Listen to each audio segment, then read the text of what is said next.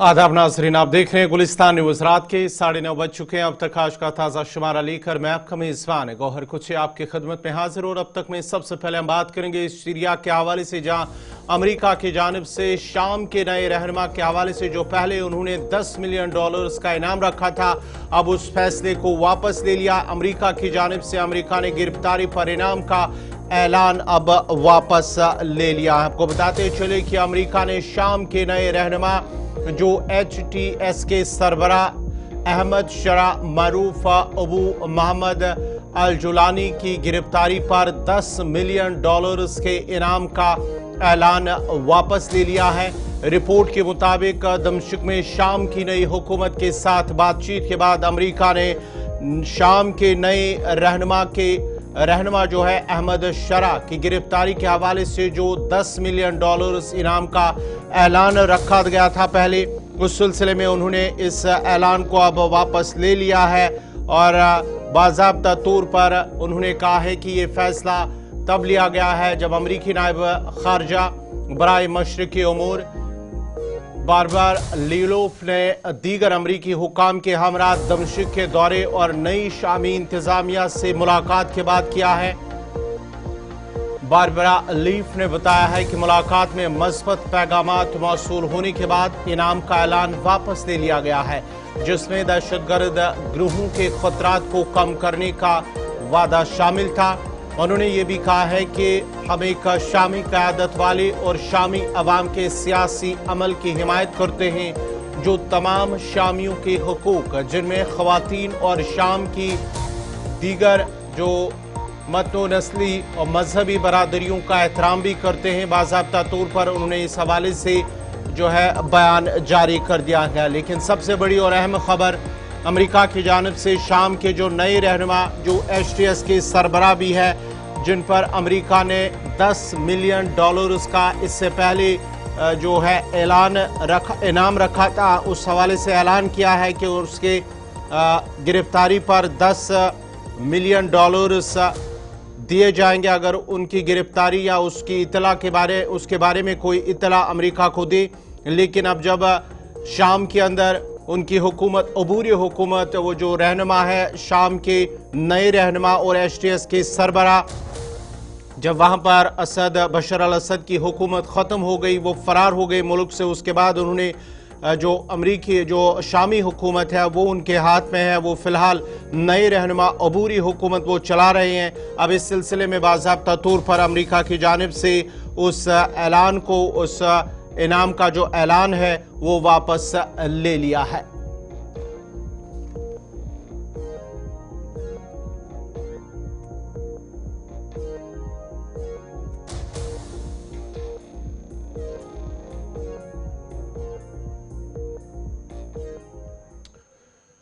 बढ़ते आगे बात जरा शाम की भी करते हैं, क्योंकि शाम के अंदर चंद रोज कबल ईरान के सफारतकार के एक अहलकार का कत्ल किया गया था और इस सिलसिले में बाज़ाब्ता तौर पर अब उसकी जो लाश है उसकी शिनाख्त हो गई और शिनाख्त के बाद ही अब उसे वापस ईरान लाया जा रहा है। दमिश्क में ईरानी सफारत खाने के एक अहलकार पर हमला हुआ था और उस हमले के बाद अब उसकी मौत हुई है। उस मौत की तस्दीक बाज़ाब्ता तौर पर की गई है और जसद खाकी की शिनाख्त के बाद अब उसे वापस ईरान ले जाया जाएगा। फायरिंग करके उनका कत्ल किया गया था। शाम के दारुल हुकूमत दमिश्क में ईरानी सफारत खाने के एहलकार को फायरिंग करके कत्ल कर दिया गया था। तेहरान में तर्जुमान ईरान वजारत खारजा इस्माइल बखाई ने एक बयान में बताया है कि दमिश्क में ईरानी सफारत खाने का एहलकार दहशत गर्दों की फायरिंग से जांबाक हो गया था और उनका कहना है कि दमिश्क में रवा महीने की 15 तारीख को उनकी गाड़ी पर फायरिंग की गई है। और इस्माइल बकाई का मजीद कहना है कि दाऊद बेतरफ ईरानी सफारत खाने के टेक्निकल स्टाफ के मेंबर थे और उन पर नामालूम अफराद ने फायरिंग करके उनका कत्ल कर दिया था, जिसके बाद ही अब उनकी शिनाख्त हो चुकी है और शिनाख्त के बाद उन्हें वापस ईरान लाया जाएगा। उन्होंने कहा है कि शाम की अबूरी हुकूमत की अब ये जिम्मेदारी है कि वो इस जुर्म के मुर्तकब जिन्होंने ये जुर्म किया है उनकी शिनाख्त की जाए और उन्हें कैफिर किरदार तक पहुंचाया जाए। आपको बताते चले कि बकाई ने मजीद कहा है कि वजारत खारजा सफारती और बैनुल-अक़वामी सतह पर इस मामले की तहकीकात और इस मामले की पैरवी कर रही हैं और शाम की जो अबूरी हुकूमत है उनके साथ राब्ते में है कि उनके हमले में जो भी मुलविस है उनके खिलाफ कार्रवाई की जाए। जहां पर उनका ये चंद रोज कबल उन पर हमला हुआ था, फायरिंग करके उन पर कत्ल किया गया था, जिसके बाद ही अब उसकी शिनाख्त हुई है और शिनाख्त के बाद अब माना जाता है कि उसे अब वापस ईरान लाया जा रहा है। चंद रोज कबल यानी कि रवा माह की 15 तारीख को दमश्क के अंदर उन पर हमला किया गया था, उनकी गाड़ी पर हमला हुआ था, जिसके नतीजे में उनकी मौत हुई है। अब जब उनकी शिनाख्त हुई है तो शिनाख्त के दौरान ये पता चला है कि ये ईरानी सफारत खाने का एक अहलकार है जिनकी गाड़ी पर हमला हुआ था नामालूम अफराद की जानिब से, जिसके बाद अब उसे वापस ईरान लाया जा रहा है।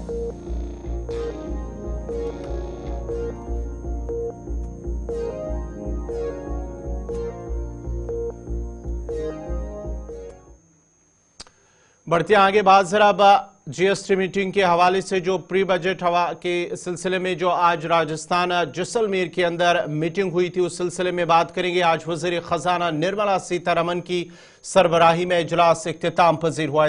इजलास में मुख्तलिफ रियासतों के वज़राए आला और वज़राए खजाना ने शिरकत की हैं। जीएसटी काउंसिल ने 148 अशिया पर वज़रा की तरफ से पेश की गई सिफारिशात को फिलहाल इल्तिवा में रखा है। इजलास में जम्मू कश्मीर के वज़ीर आला उमर अब्दुल्ला ने भी शिरकत की थी और वज़ीर खजाना को जम्मू कश्मीर को दरपेश मालियाती मसाइल से आगाह किया है। कौंसिल ने आज इजलास में पुरानी और इस्तेमाल की गई गाड़ियों जिनमें इलेक्ट्रिक गाड़ियां भी शामिल हैं की फरोख्त पर भी जीएसटी में इजाफा किया गया है। पहले पुरानी गाड़ियों की फरोख्त पर 12% जीएसटी लगता था, लेकिन अब इसे बढ़ाकर 18% कर दिया गया है। साथ ही पॉपकॉर्न पर भी टैक्स की शरह को लेकर तफसीलात सामने आई है और आम नमक और मसालों से तैयार 5% जीएसटी लगेगा और पैकेज्ड और लेबल लगे हुए पॉपकॉर्न पर जीएसटी की शरह 12% होगी। मीटिंग के बाद मरकजी वज़ीर खजाना निर्मला सीतारमन ने प्रेस कॉन्फ्रेंस के दौरान कहा कि छोटी कंपनियों को मुख्तलिफ किस्म की तस्दीक के साथ रजिस्ट्रेशन में मसाइल होते थे। अब एक कंसेप्ट नोट तैयार किया गया है और इससे जीएसटी काउंसिल की मंजूरी मिल गई है। इससे रजिस्ट्रेशन का एक नया अमल सामने आएगा जो छोटी कंपनियों के हमवार रजिस्ट्रेशन यकीनी बनाएगा। Next is to exempt IGST imports of all equipment and consumable samples by inspection teams of the International Atomic Energy Agency, the IAEA, subject to specific conditions. Then this is another important step which you can link with the fortified rice that I spoke about, also to help the weaker sections, to extend the concessional 5% GST on input of food preparations that are supplied for food preparations intended for free distribution to economically weaker sections under a government program subject to existing conditions. So this is also an extension of the 5% rate which prevails for food items which go into food preparation that is used for free distribution for the weaker sections with a clear intent of helping exporters. Next is to exempt IGST imports of all equipment and consumable samples by inspection teams of the International Atomic Energy Agency, the IAEA, subject to specific conditions. Then this is another important step which you can link with the fortified rice that I spoke about, also to help the weaker sections, to extend the concessional 5% GST on input of food preparations that are supplied for food preparations intended for free distribution to economically weaker sections under a government program subject to existing conditions. So this is also an extension of the 5% rate which prevails for food items which go into food preparation that is used for free distribution for the weaker sections. So these are the reduction or exemption or extension of rates. There are such for services, I'm not elaborating this minute. There are clarifications also being issued on ACC blocks containing more than 50% fly ash. Has more than 50% fly ash content, it will fall under a particular HS code of 6815 and it will attract 12% GST. This is very important, the next one, which is also a clarification that black pepper, whether fresh green black pepper or dried black pepper and raisins, that is kishmish, when supplied by an agriculturist, is not liable to GST. So when a merchant buys it and sells it, is a different story. But if the agriculturist himself, call him a farmer, call him a plantation worker, if he himself is giving it or a small person is giving it, then it is not liable to GST. Then this will be important to amend the definition of pre-packaged and labeled items to cover all commodities that are intended for retail sale and containing not more than 25 kg or 25 liters, which are pre-packed as defined by the Legal Metrology Act, or a label affixed thereto is required to bear the declaration. Abdullah ने वजाहत करते हुए कहा है कि कश्मीरी शाल पर GST में इजाफे की तजवीज़ 55वीं जीएसटी काउंसिल के इजलास में ज़ेर गौर नहीं आई, जो कि जम्मू कश्मीर के दस्तकारों के लिए एक खबर एक खुशी की बात है। उन्होंने कहा है कि कुछ मसाइल पर इत्तेफाक किया गया जबकि कुछ को मुअख्खर कर दिया गया है। पश्मीना शालों पर जीएसटी में इजाफे के हवाले से बहुत सी कयास साराइयाँ की जा रही थी, इसलिए हम इस बात को यकीनी बनाने के लिए पूरी तैयारी के साथ आए थे कि ऐसा ना हो। वज़ीर आला ने मज़ीद कहा है कि अगर कश्मीर शाल पर कोई इजाफी टैक्स लगाया जाता तो पश्मीना शाल की सनत को शदीद नुकसान पहुंच सकता था। Some things were deferred for some of the issues. Groups of ministers have been constituted, so that's normal. This is my first meeting, so I wouldn't be able to tell you how different this was from past meetings. But what was your key ask? Well, our worry was based more on public speculation than on the agenda. There had been a lot of speculation that GST on shawls, particularly Pashmina shawls, was going to be hiked. So we had come prepared to ensure that that wouldn't happen. Thankfully, it wasn't taken up, and we will also ensure that in the future. खैर मकदम है। मरकजी वज़ीर ममलिकत doctor Jitendra Singh ने कहा है कि ख़ुत्ते चुनाव में मरकजी मामलत वाली बहुत से सारे प्रोजेक्टों पर काम चल रहा है, जिनमें अक्सर पावर प्रोजेक्ट है और उनके मुकम्मल होने से करीब 8000 मेगावाट बिजली की पैदावार होगी, जो कि न सिर्फ जम्मू कश्मीर में बिजली की किल्लत को दूर करेगा बल्कि दीगर रियासतों को भी बिजली फराहम कर सकते हैं। उन्होंने कहा है कि उन मंसूबों से हजारों बेरोजगार नौजवानों को रोजगार भी फराहम होगा। इन बातों का इजहार उन्होंने किश्तवाड़ में दिशा मीटिंग के बाद मीडिया से बात करते हुए किया। तो हमारा ये अनुमान है कि लगभग 8000 मेगावाट बिजली का ईजाद किश्तवाड़ से होगा। उत्तर भारत का शुमाली हिंद का ये सबसे बड़ा पावर हब होगा। पूरे जम्मू कश्मीर की अगर बिजली की रिक्वायरमेंट 3,500-4 हज़ार मेगावाट है तो किश्तवाड़ उस स्थिति में होगा कि ना सिर्फ ये जम्मू कश्मीर की पूरी बिजली की रिक्वायरमेंट पूरी कर सकेगा, बल्कि बाकी प्रदेशों में भी देने की इसमें सलाहियत रहेगी। इसके अलावा यहाँ पर सैफरॉन का एक नया सैफरॉन पार्क बनाने की भी योजना है। केंद्र सरकार ने उसकी मंजूरी दे दी है। बहुत जल्दी मुनासिब जगह की शिनाख्त करके केंद्र से हमारे कृषि मंत्री यहाँ पर तशरीफ लाएंगे, उसका शिलान्यास होगा। LOP साहब उसमें ज़ाती तौर पर दिलचस्पी ले रहे हैं कि किस तरह से उसकी आगे उसकी व्यवस्था की जाए। नीलम की कान सफायर माइंस का एक्सप्लोरेशन का काम भी शुरू हो चुका है। National mineral NMDC national mineral development corporation रहा करती है मरकज में, इत्तेफाक से मैं भी उसका सदस्य हूँ, मेंबर हूँ। वहाँ पर भी ये विषय आया था और इसको हम ज़रा तेज़ गति दे रहे हैं ताकि ये एक रेवेन्यू का नया जरिया बनेगा। तो सैफरॉन भी रहेगा, सफायर भी रहेगा, बिजली के प्रोजेक्ट्स भी रहेंगे। तो कुल मिलाकर के रोजगार का कई हजार बच्चों के लिए, नौजवानों के लिए एक जरिया रहेगा।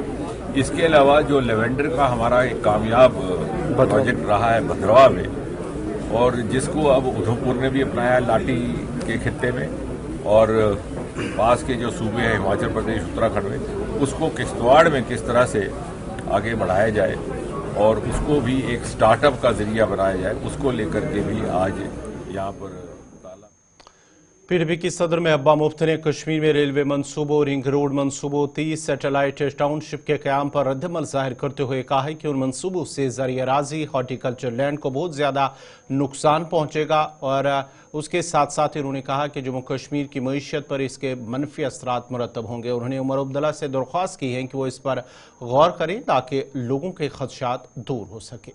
मैं गुजारिश करना चाहती हूँ उमर अब्दुल्ला साहब से कि वो इन बातों की तरफ ध्यान दे। एक तो ये है कि हमारी ज़मीन, हमारी जो हमारी रीढ़ की हड्डी मुश्किल हालात में रही है, वो रहे हमारा हॉर्टिकल्चर।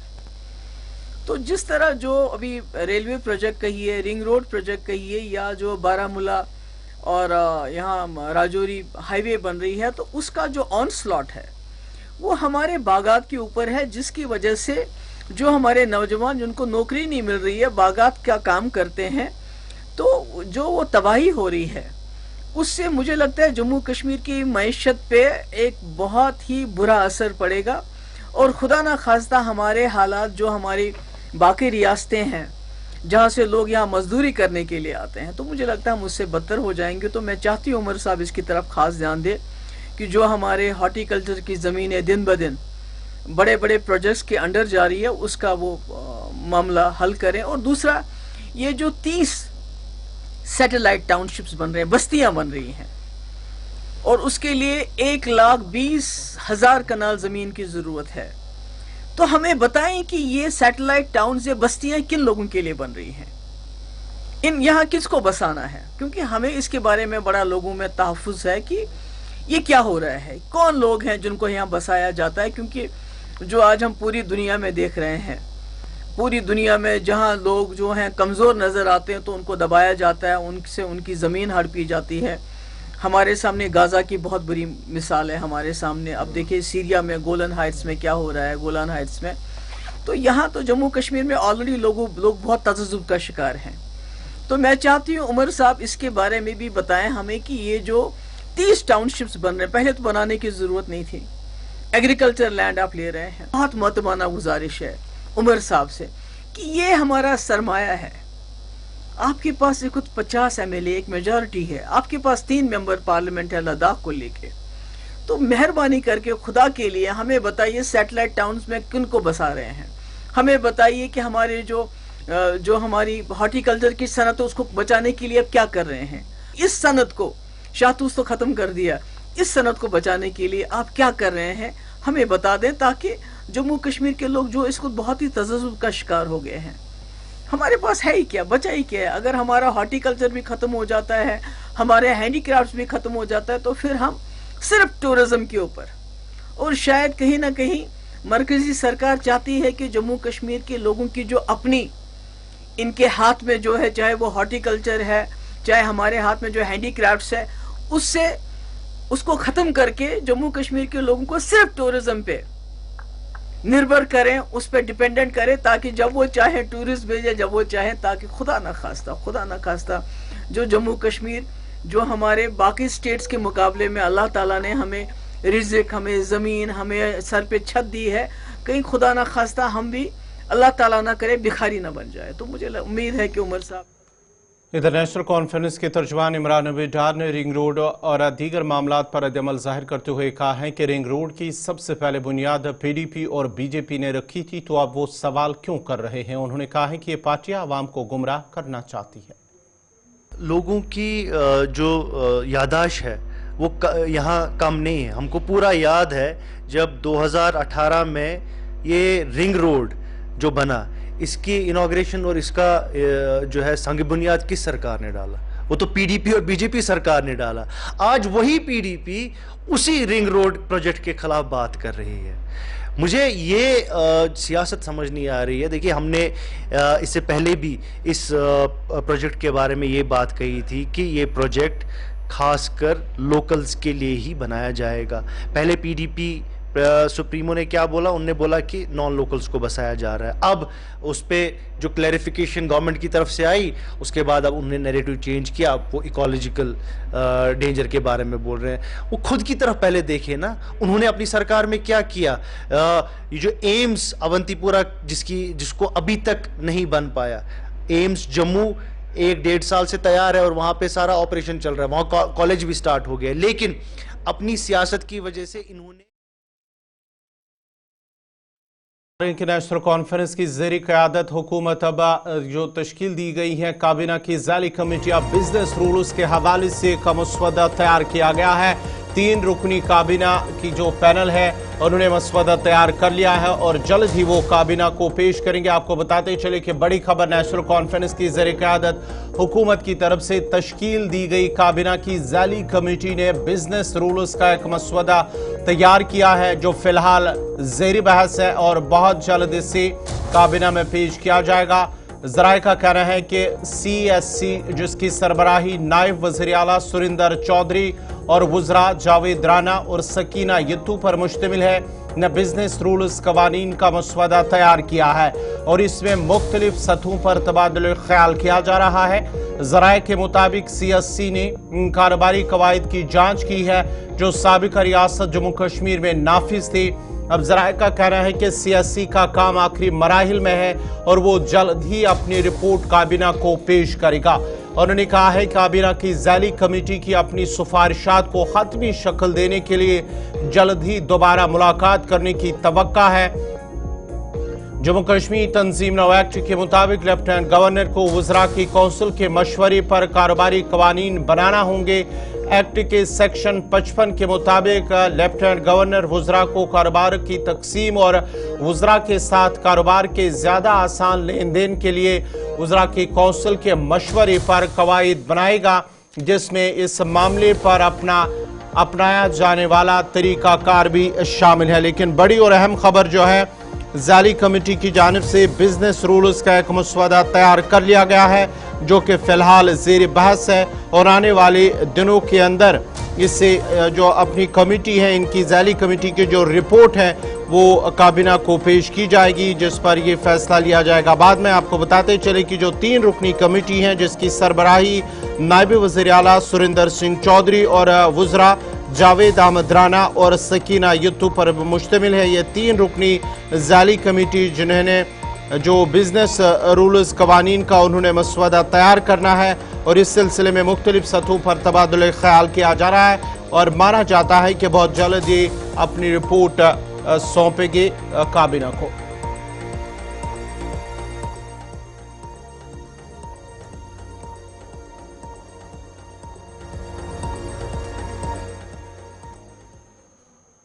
बढ़ते आगे बात जरा शुमाली कश्मीर की करते हैं। डिप्टी कमिश्नर कुपवारा आयुषी सूदन ने गुड गवर्नेंस हफ्ता और प्रशासन गांव की ओर पहल के एक हिस्से के तौर पर हंदवारा में मिशन युवा के बैनर तले एक रोज़ा प्रोग्राम का इनेकाद किया है। प्रोग्राम में मुख्तलिफ महकमों के ओहदेदारों ने मुख्तलिफ सरकारी स्कीमों पर रोशनी डाली और उसके साथ साथ ही जो मुख्तलिफ कारोबारी लोग हैं उनकी मदद के लिए और मकामी इक्तिसादी तरक्की को फ़रोग देने के लिए तैयार की गई स्कीमों उनके बारे में जानकारी दी है।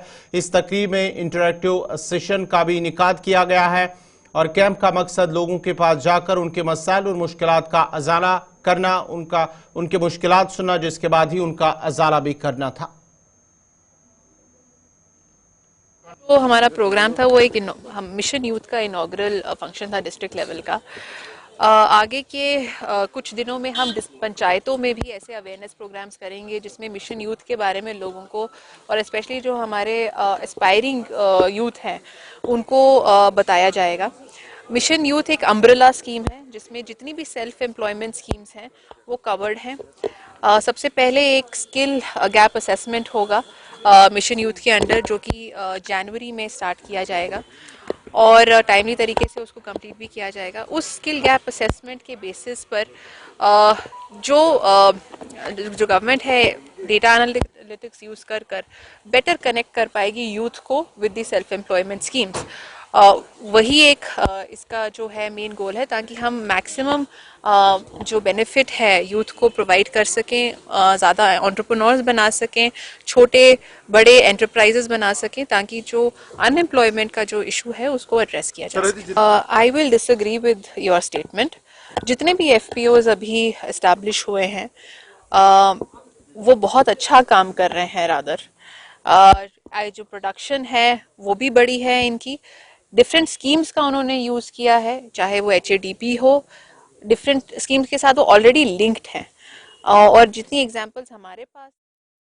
जम्मू कश्मीर पुलिस के साइबर सेल ने जनूबी जिला कुलगाम में ऑनलाइन माली धोखाधड़ी के मामलात में 11 लाख रुपए से ज्यादा की रकम बाजियाब की है। साइबर सेल के तर्जुमान के मुताबिक रवां साल के दौरान आवाम से मुतअद्दिद दरख्वास्तें और रिपोर्ट्स मौसूल हुई जिनमें उनके मोबाइल फोन गुम होने या चोरी होने की शिकायत दर्ज की गई। उन दरख्वास्तों और रिपोर्ट्स पर अमल करते हुए साइबर सेल कुलगाम की एक खसूसी टीम ने DSP हेडक्वार्टर्स कुलगाम की निगरानी में मुख्तलिफ मकामात से 30 स्मार्टफोन बाजियाब किए जो या तो गुम हो गए थे या चोरी हो गए थे। उन तमाम 30 स्मार्टफोन्स को कानूनी तरीकाकार मुकम्मल करने के बाद उनके असल मालिकान के हवाले कर दिया गया है। इसके अलावा साइबर सेल कुलगाम ने बड़े ऑनलाइन माली धोखाधड़ी के केसेस हल किए हैं जिनमें 11,09,565 की रकम बाजियाब की गई है और तमाम कानूनी कार्रवाइयां मुकम्मल करने के बाद ये रकम मुतासरा अफराद के खातों में वापस जमा की गई है। इसके अलावा 21,88,715 की रकम मुख्तलिफ शिकायत की मौसूल होने पर रोक ली गई है।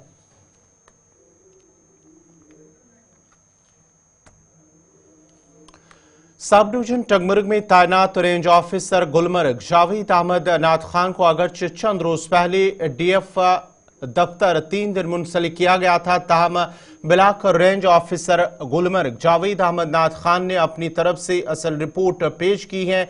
चीफ कंजर्वेटर फॉरेस्ट्स ने हकीकत पर मबनी इंक्वायरी रिपोर्ट्स पेश करने पर मज़कूरा रेंज ऑफिसर को अपनी जगह पर दोबारा बहाल कर दिया है। उधर इलाके के लोगों ने इस सिलसिले में मसरत का इजहार करते हुए हुक्मनामे पर चीफ कंजर्वेटर फॉरेस्ट्स का शुक्रिया अदा किया।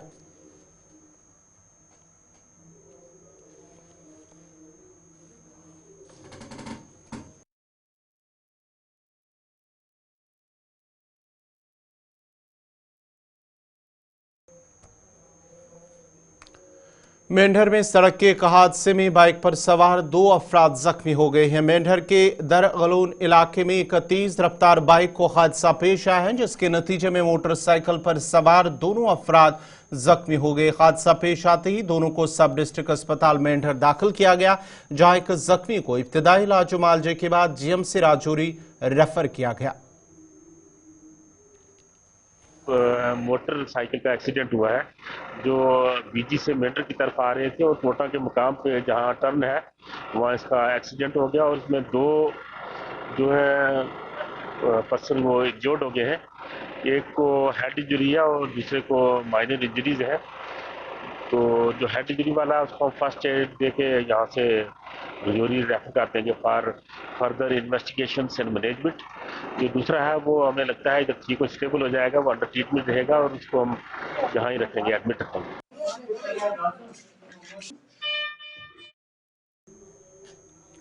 मेंढर के संडूट बालाकोट में एक रिहायशी मकान अचानक से घिरकर तबाह हो गया, ताहम इसमें कोई जानी नुकसान नहीं हुआ है। आज दोपहर वाक़या पेश आया है और मकान के गिरने से इस कुंबे को काफी बड़ा नुकसान हुआ है। ताहम मुतासरीन ने इंतजामिया से इमदाद की अपील की है।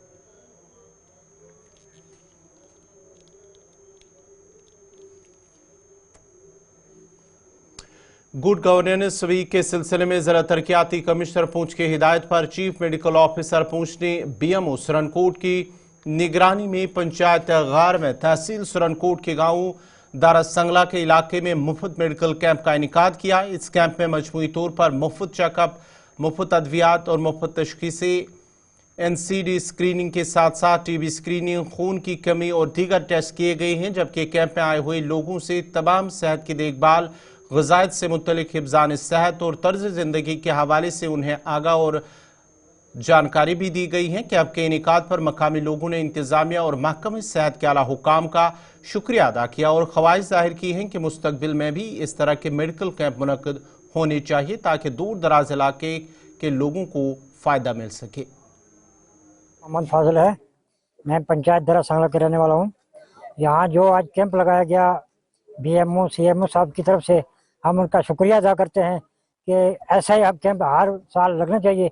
पिछले साल भी यहाँ लगाया था, बहुत अच्छे यहाँ डॉक्टर भेजे गए, हमारे चेकअप किया गया, तो हम सब के शुक्रगुजार हैं। सर, हमें यहाँ जाकर जम्मू या पूंछ रजौरी में चेकअप कराना पड़ता था, वो हमारी पंचायत में हो रहा है, तो इसलिए हम सब लोगों का शुक्रिया अदा करते हैं, सब डॉक्टरों का और सब यहाँ अमला के, यहाँ के हमारे के हौसला अफजाई की है, हमारी पंचायत में आकर दवाई दी है और डॉक्टरों ने हमारा चेकअप किया।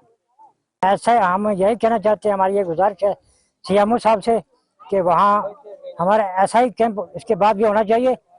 हर साल की तरह यहाँ गरीब आवाम है, यहाँ की हौसला अफजाई करनी चाहिए।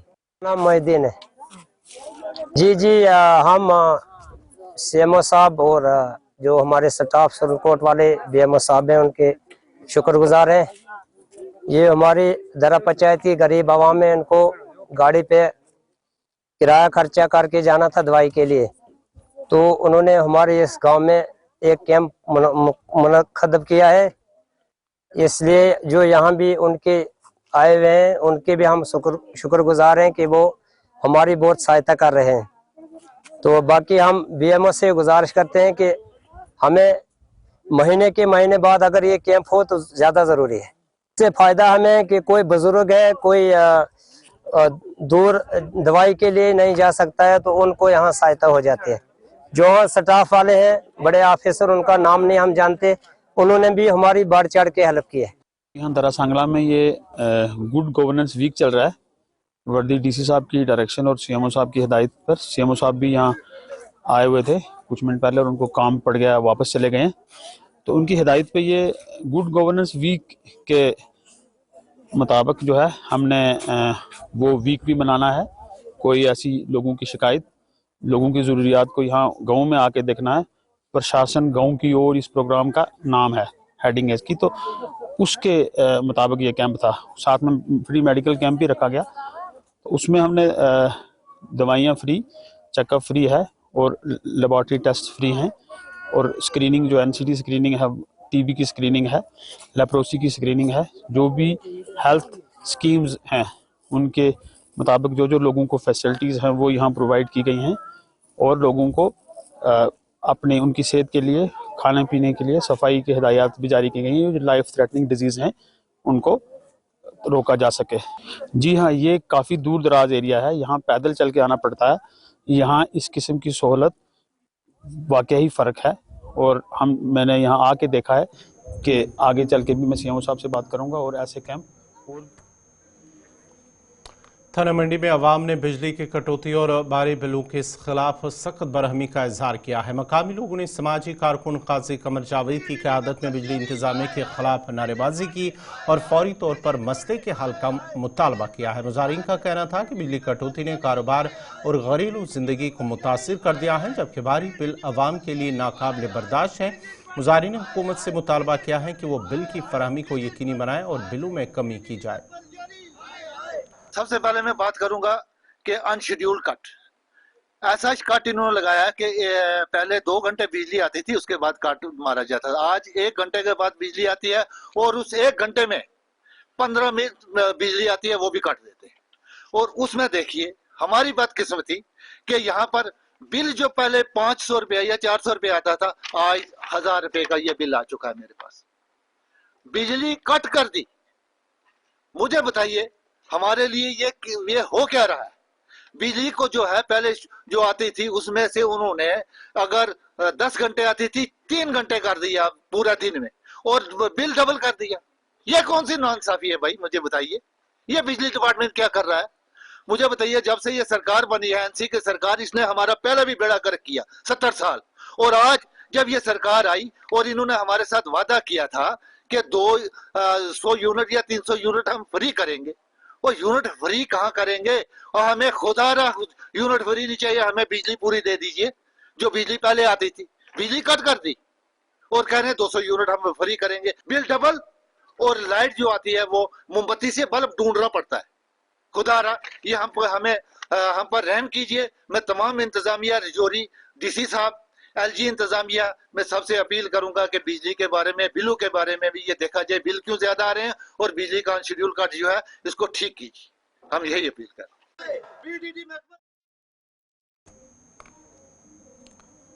नाज़रीन, इसी के साथ ही अब तक आज का शुमारा इख्तिताम पज़ीर हुआ चाहता है। अपने मेज़बान गौहर कुछे को पूरी टीम के साथ इजाज़त दीजिए। अल्लाह हाफ़िज़।